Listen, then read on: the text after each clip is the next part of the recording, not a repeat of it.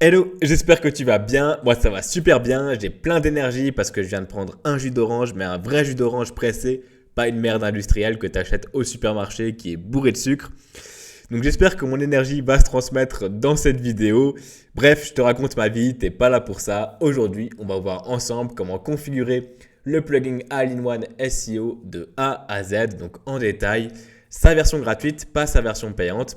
Et donc, c'est un des plugins les plus connus et les plus utilisés pour optimiser le référencement d'un site WordPress et donc sa visibilité sur les moteurs de recherche. Grosso modo, tu as 4 plugins qui sont très utilisés et que je recommande pour ça. Tu as Yoast SEO, RankMath SEO, SEO Press et All-in-One SEO. J'ai déjà fait une vidéo où je te montre de A à Z les 3 autres plugins. Et là, maintenant, c'est autour de All-in-One SEO. Donc, je t'invite à regarder toutes les vidéos et comme ça, tu choisis le plugin que tu vas utiliser sur ton site WordPress. Donc, les 4 sont très bien. Ils ont tous leurs avantages et leurs inconvénients. En version payante, ils se valent à peu près tous. Ils ont quasiment tous les mêmes options. Maintenant, en version gratuite, certains sont mieux que d'autres pour certaines fonctionnalités. Donc, par exemple, All-in-One SEO, son avantage, ça va être dans tout ce qui est sitemap XML et sitemap RSS, où il y aura pas mal d'options. Aussi également tout ce qui est fil d'Ariane par rapport aux autres plugins. SEO Press, ça va plus être tout ce qui est données structurées, donc schema.org, pour avoir des affichages stylés sur les moteurs de recherche, donc gagner aussi en visibilité, notamment en position 0. RankMath SEO, ça va être très bien pour tout ce qui est indexation. Donc pour être indexé plus rapidement sur les moteurs de recherche, c'est pas mal. Et Yoast SEO, c'est un peu le plugin qui est assez complet dans le sens où il y aura un peu toutes les fonctionnalités. On n'ira pas forcément très loin dans les fonctionnalités, mais elles sont quasiment toutes présentes. Donc voilà, c'est un bon mix des autres plugins. L'avantage aussi de RankMath SEO et SEO Press, c'est qu'il y a pas mal d'IA, aussi à All-in-One SEO, mais un petit peu moins. Donc voilà, je t'invite à regarder les 4 vidéos, à te faire ton idée et à choisir la version, le plugin que tu veux utiliser sur ton site web. La vidéo va être un petit peu longue parce qu'on voit vraiment le plugin en détail. Donc je t'invite à prendre le temps, mets-toi bien, prends-toi un jus d'orange, un vrai jus d'orange ou un petit thé, un café, ce qui te fait plaisir. Et voilà, je t'invite à regarder ça. Si tu es nouveau ou nouvelle ici sur cette chaîne YouTube, le but de cette chaîne, c'est de te fournir un maximum de valeur sur WordPress gratuitement. Donc, je te partage toutes mes connaissances sur cet outil qui est formidable et qui va te permettre de créer tout simplement le site que tu souhaites. Donc voilà, la fleur de cette chaîne YouTube, c'est de te fournir un maximum de valeur. Si tu as des idées de vidéos, n'hésite pas à me les proposer en commentaire ou à m'écrire directement dans l'email que tu vas trouver dans la section à propos. Sinon, j'ai également créé un Discord, tu trouveras le lien dans la description et tu peux venir poser tes questions. On est plusieurs maintenant à s'entraider, ça fait toujours plaisir et il n'y a que de la bienveillance. Donc voilà, l'idée c'est de tous se tirer vers le haut. Cette vidéo est sponsorisée par Hostinger. Hostinger, c'est un hébergeur qui va te permettre de mettre ton site WordPress en ligne avec un nom de domaine. Si j'accepte leur partenariat, c'est parce que moi-même j'utilise leur service depuis plusieurs années maintenant et j'en suis très satisfait. Ça fait 7 ans que je suis à mon compte en tant qu'expert WordPress. Je peux te dire que j'en ai fait des hébergeurs et pour le coup c'est vraiment le meilleur à tous les niveaux, rapport qualité-prix. Une interface qui est très très intuitive, un SAV très compétent et très rapide. Donc juste pour ça, je te conseille vraiment de passer par eux.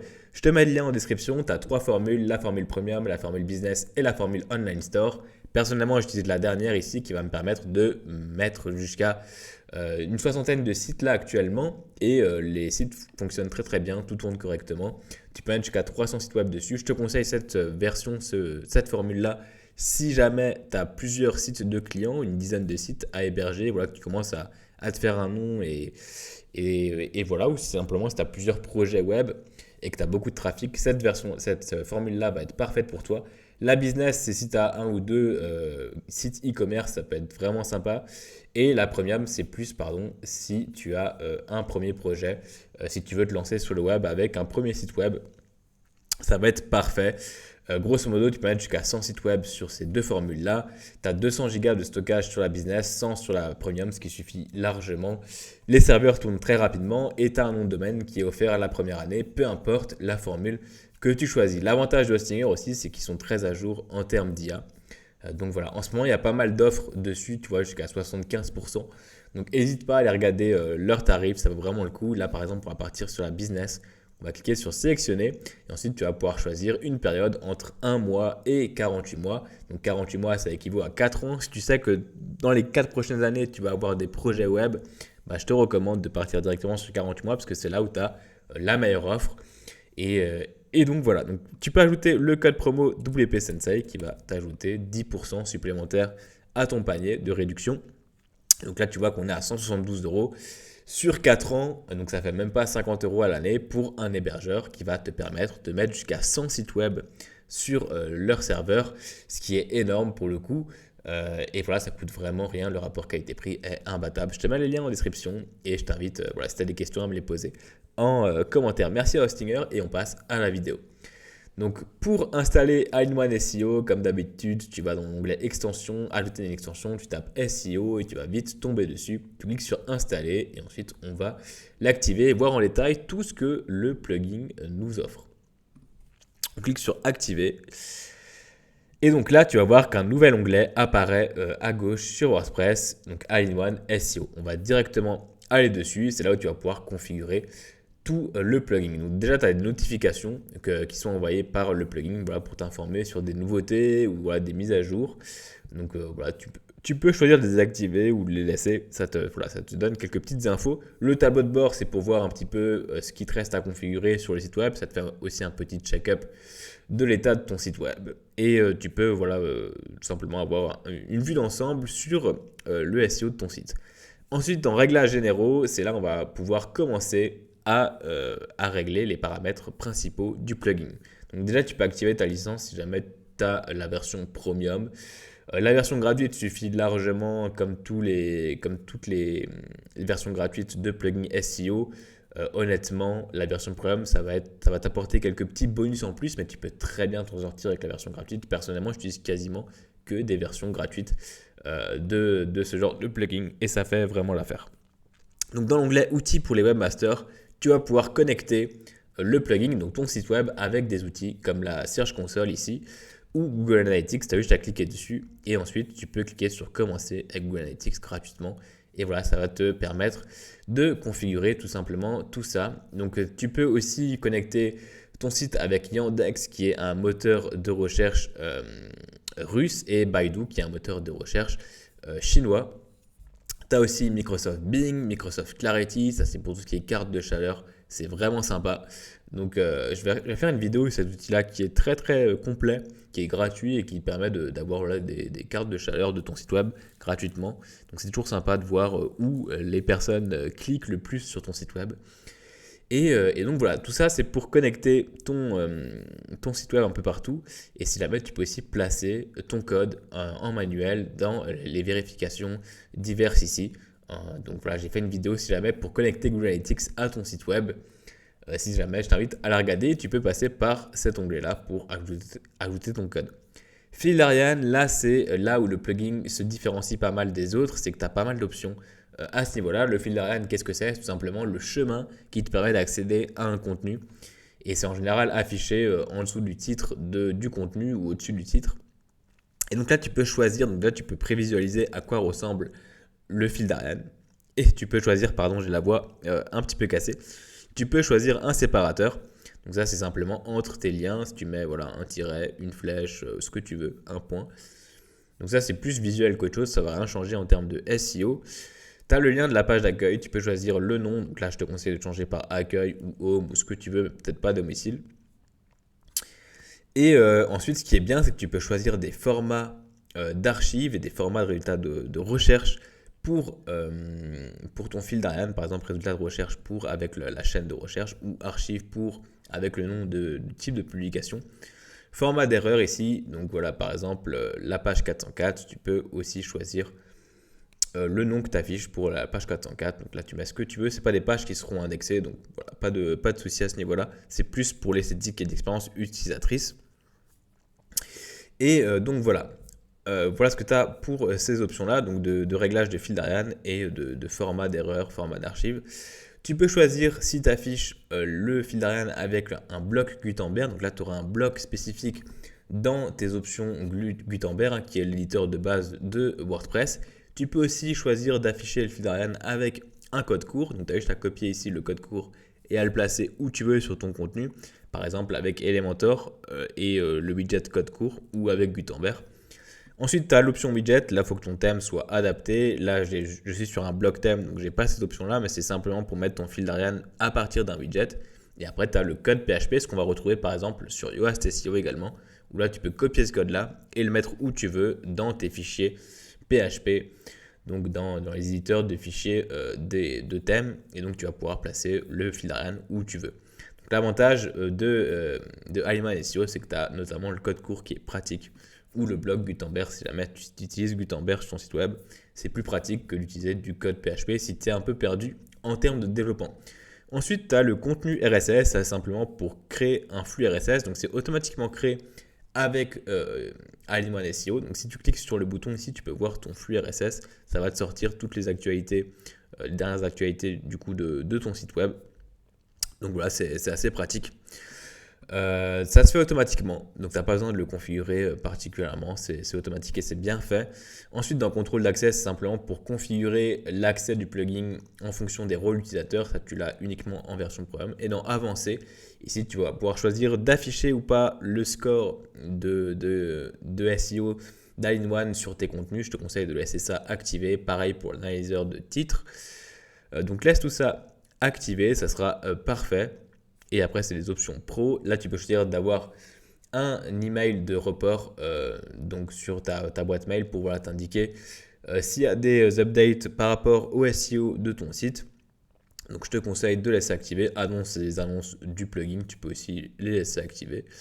Et tu peux mettre à jour automatiquement le site ou pas. Moi, je te conseille de ne pas le mettre à jour automatiquement, de toujours faire tes mises à jour manuellement. Comme ça, tu contrôles vraiment tout ce qui est sauvegarde. Et voilà, si jamais il y a des soucis, tu peux facilement revenir en arrière. Voilà pour les options que tu vas retrouver dans Avancé.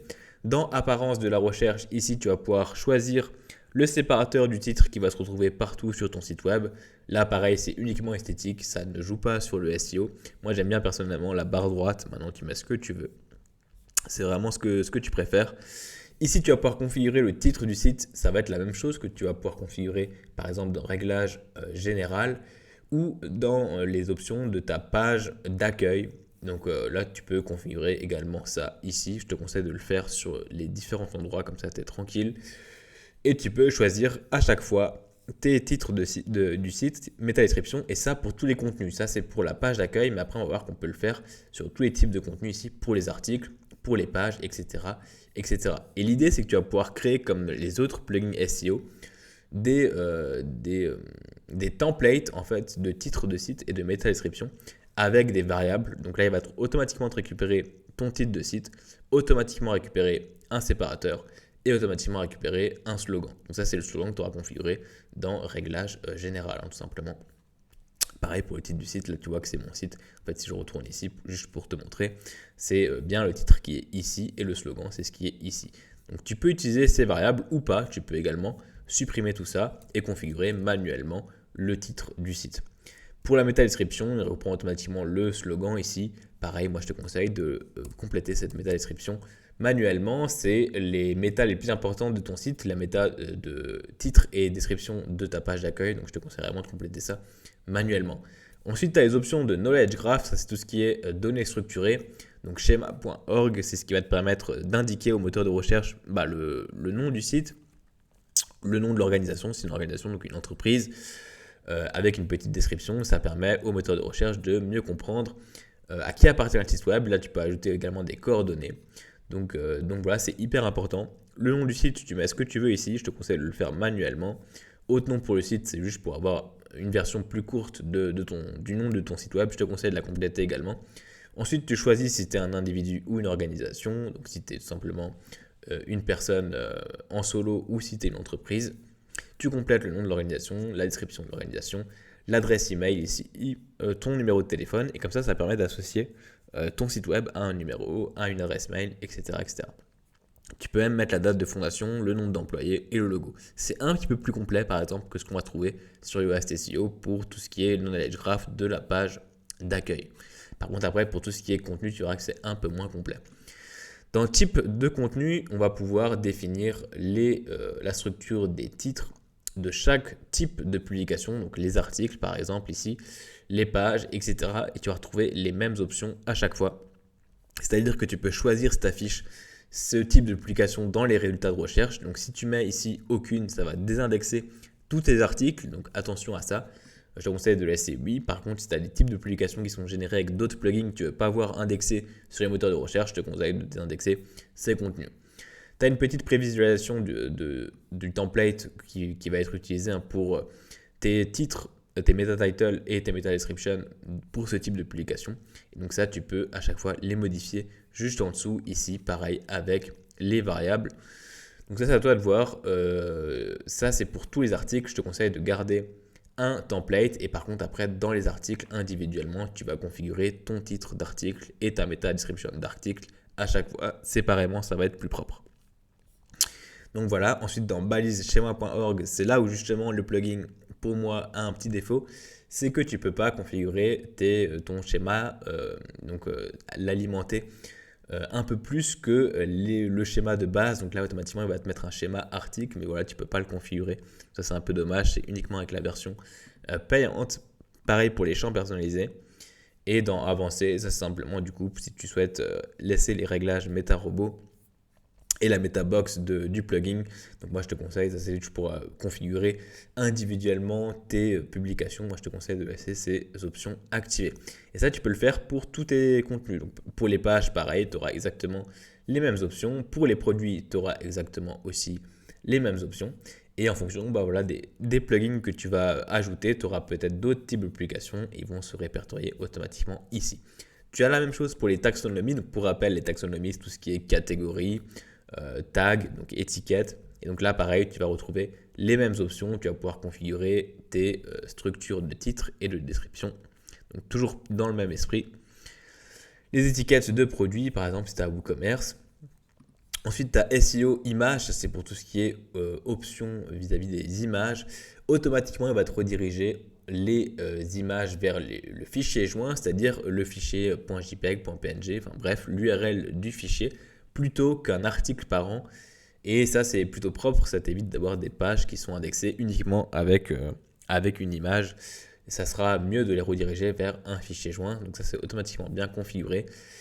SEO de l'auteur, autrice, ça c'est uniquement avec la version pro. Et pour les archives ici, tu vas pouvoir configurer la même chose que ce qu'on a vu avant pour les types de contenus et les taxonomies, sauf que là c'est pour les archives, c'est-à-dire les pages qui répertorient par exemple tous les articles qui ont été écrits par tel ou tel auteur et à telle ou telle date. Donc là pareil, tu peux configurer ça comme tu veux.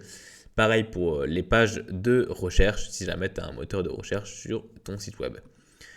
Dans Avancer ici, tu peux choisir d'afficher ou pas les méta-robots du plugin. Moi, je te conseille de laisser ça activé. Tu peux choisir d'activer le champ de recherche des liens annexes. Pareil, je te conseille de laisser ça activé. Ça permet du coup à Google de mieux comprendre tes liens annexes. Utiliser des mots-clés méta. Ça, moi, je te conseille de laisser tout simplement désactiver. Exécuter des codes courts, ça c'est si jamais tu utilises des codes courts sur ton site web via d'autres plugins par exemple, ça va permettre au plugin, si tu cliques sur marche, de comprendre ces codes courts et du coup de les réutiliser après derrière pour la méta par exemple description de ton contenu. Donc voilà, ça marche pas toujours comme c'est indiqué ici. Donc moi je te conseille de laisser arrêt, sauf si vraiment tu as plusieurs shortcodes, donc des codes courts sur tes contenus.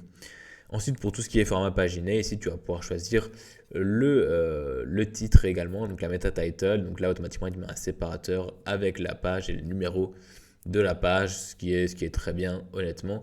Et dans le nettoyage de l'exploration, ici, tu vas pouvoir vraiment configurer ton flux RSS, donc choisir ce que tu mets dedans ou non. De base, c'est relativement bien configuré. Mais voilà, si tu veux enlever des choses dans ton flux, tu peux le faire ici, notamment par exemple les taxonomies.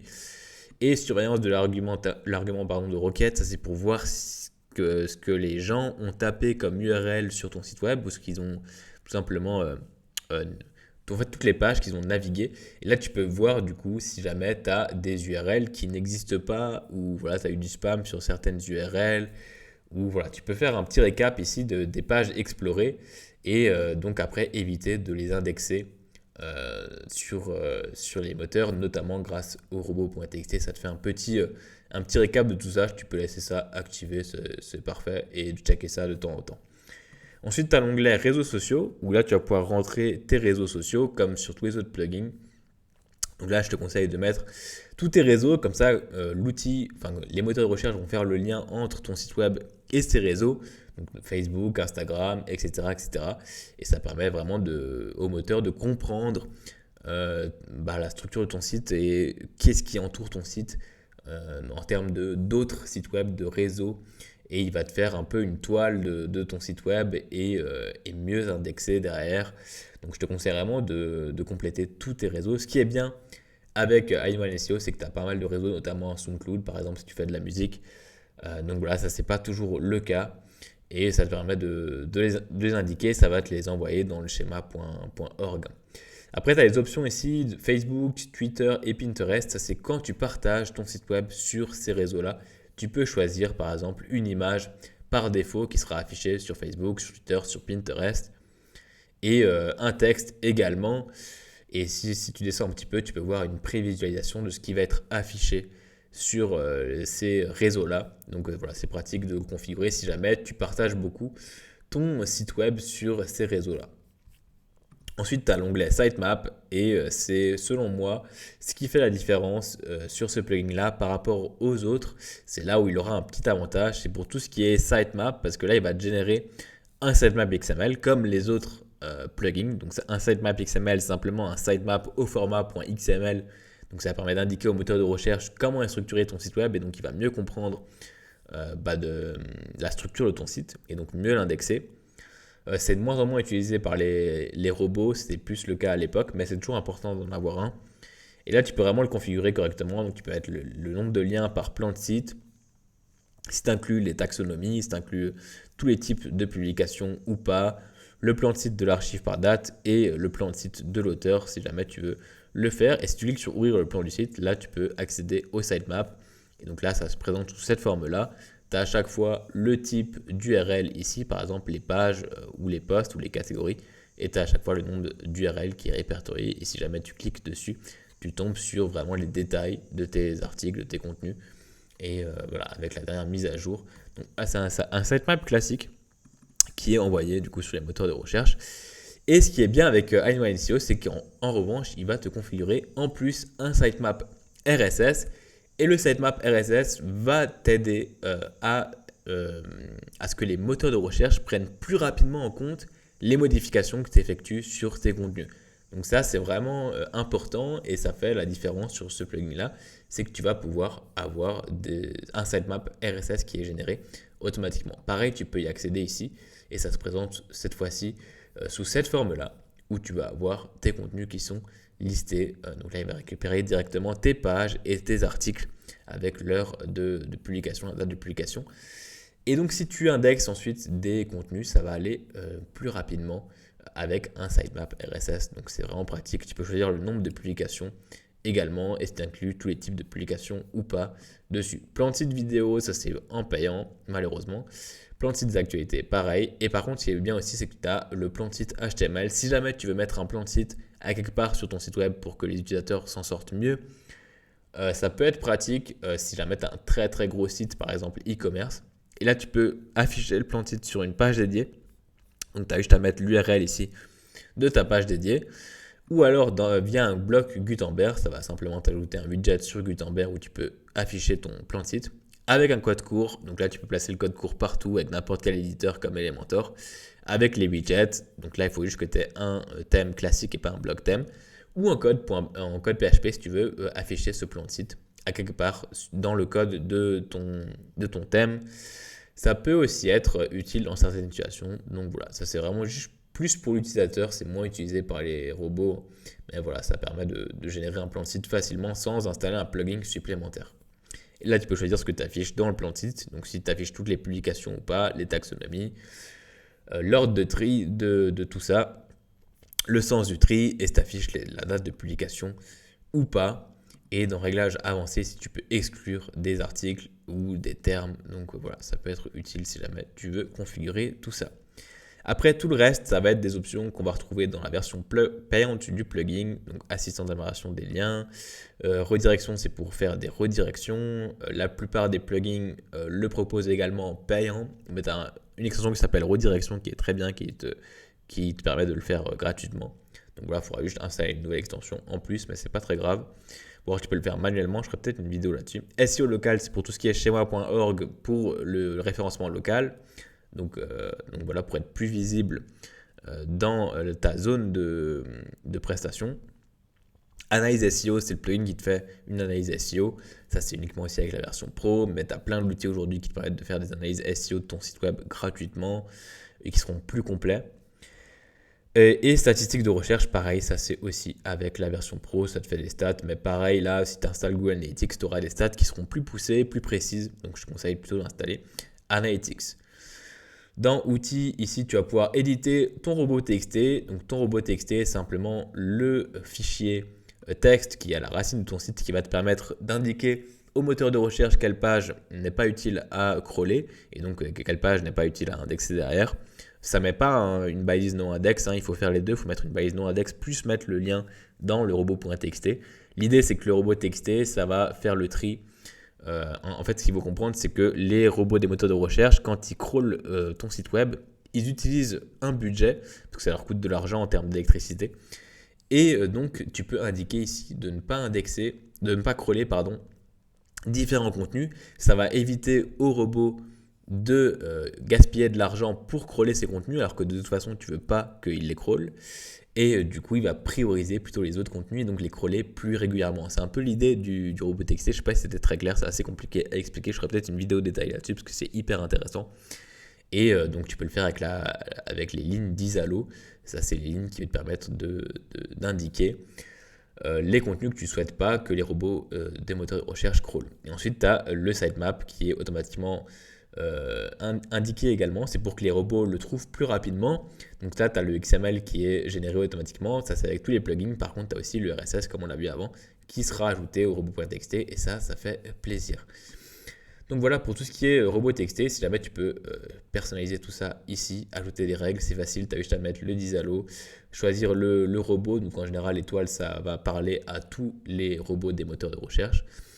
Et ensuite mettre la valeur, donc l'URL de ton lien. C'est plus pratique à configurer que de le configurer directement via le fichier TXT si jamais tu n'es pas trop à l'aise à ce niveau-là. Mais je ferai une vidéo sur le robot TXT parce que c'est hyper intéressant. Ensuite, l'éditeur htaccess, c'est pour éditer ton htaccess. Attention à ne pas faire d'erreur là-dessus parce que tu risques de faire planter ton site web. Là, c'est pour importer et exporter les réglages du plugin si jamais tu déplaces le site ou que tu veux les mêmes réglages sur un autre site ou que sais-je encore. Outil de base de données, ça va pas nous servir à grand chose. Ça, c'est l'état du système. Ça te fait un petit récap de ton site web. Donc voilà. Et extrait de code, pour le coup, c'est en version payante. Donc voilà. Ensuite, gestionnaire de modules. Ça, c'est juste pour choisir ce que tu actives ou pas comme réglage sur le plugin. Mais là, pareil, c'est en version payante uniquement. Donc on a fait le tour des réglages principaux du plugin et après quand on va sur un contenu, on va pouvoir paramétrer chaque contenu individuellement comme avec tous les plugins SEO. Donc déjà quand tu vas dans tes types de publications comme par exemple les pages, tu vois que ici on a un petit score SEO qui sort. Comme tous les plugins, là ça fonctionne sur un score de 100. Ça te permet d'avoir une petite indication sur ce qui a amélioré ou non sur ta page. Et donc là, on va prendre une page au hasard, par exemple la page boutique ici. Tu vas retrouver les options.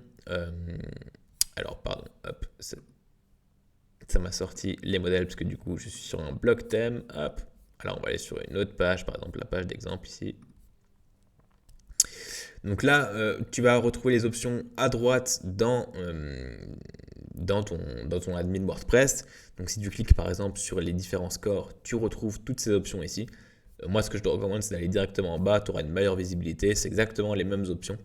Donc voilà, là, on peut choisir de paramétrer les métas de ton contenu. Donc le titre de la page et la meta description. C'est ce qu'on a paramétré avant, mais au global, donc avec des templates. Là, on va pouvoir vraiment le paramétrer de manière personnalisée sur chaque contenu. Ce que je te conseille de faire, évidemment, sur tous tes contenus, si tu as le temps, parce que si tu as un site qui a des milliers de pages, évidemment, ça va prendre énormément de temps. Et donc là, il vaut mieux utiliser les templates si tu ne veux pas trop t'embêter. Par contre, si tu as une dizaine de pages, moi je t'invite à vraiment aller sur toutes les pages, faire tes recherches sémantiques et configurer tes titres de page et meta description à chaque fois pour tous les contenus séparément. Ce sera plus propre pour ton optimisation SEO. Donc là, tu as juste à chaque fois à supprimer ton template que tu as créé dans les réglages généraux et à écrire ton titre de page manuellement. Tu auras une petite prévisualisation juste ici.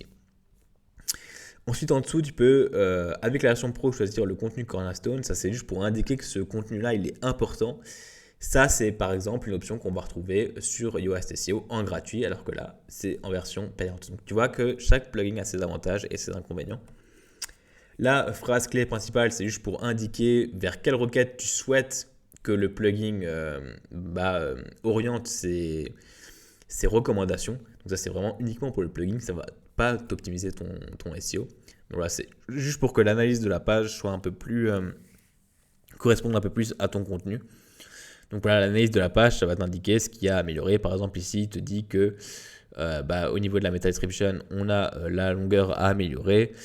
Par exemple, voilà, il te dit qu'il y a des liens internes, mais il n'y a pas de lien externe. Bref, voilà, il t'en donne des petites indications. Par exemple, que le titre ici, il est trop court, etc., etc. Donc ça, c'est des indications que tu vas avoir, peu importe les plugins, ça va toujours être les mêmes. C'est toujours les mêmes règles SEO. Mais voilà, c'est toujours bon de les avoir ici. Réseaux sociaux, c'est si tu souhaites partager ensuite le contenu sur Facebook ou Twitter, tu peux personnaliser l'affichage de ce contenu-là. Donc ça, pareil, c'est uniquement si tu souhaites partager après derrière ta page. Après, il faut savoir que certaines personnes peuvent partager ta page et même si tu ne l'as pas forcément souhaité. Et donc, c'est toujours bien de configurer ces options-là. Comme ça, tu es sûr que si elle est partagée, ta page s'affiche correctement sur ces deux réseaux, Facebook et Twitter.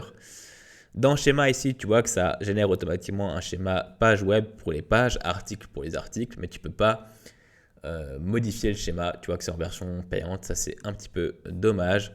Assistant d'amélioration de lien, c'est une option que tu as en payant. Redirection, pareil. Révision SEO, pareil. Et dans avancé, ici, tu vas pouvoir choisir notamment une option qui est intéressante, qui est l'URL canonique, que tu vas retrouver aussi sur tous les autres plugins SEO. Qu'est-ce que l'URL canonique? C'est simplement quand tu as deux pages avec du contenu similaire, tu peux choisir une page principale que les moteurs de recherche doivent favoriser pour l'indexation. Et donc, dans la page secondaire, tu vas remplir l'URL canonique, ici cette option-là, avec l'URL de ta page principale, donc la page que tu souhaites voir indexée sur les moteurs de recherche. Donc, c'est sur la page secondaire que tu vas compléter cette option-là. Donc voilà, tu as juste à mettre cette URL ici. Et voilà ce que tu vas retrouver après dans l'onglet Avancé. Donc voilà, on a fait le tour du plugin. Je crois qu'on a quasiment tout vu, si ce n'est tout vu. Je ne crois pas avoir oublié quelque chose. Donc tu vois que c'est un plugin qui va te permettre de faire pas mal de choses en termes de SEO. C'est un des plus complets.